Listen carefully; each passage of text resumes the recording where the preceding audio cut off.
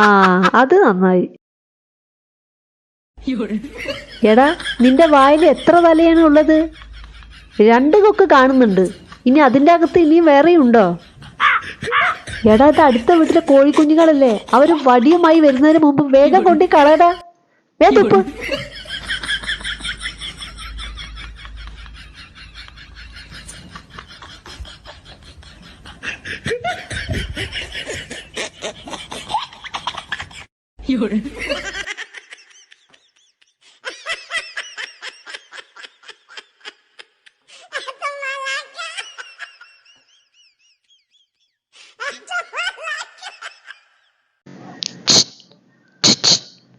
ആരെ ഈ പണി ചെയ്ത് നിന്നോട്?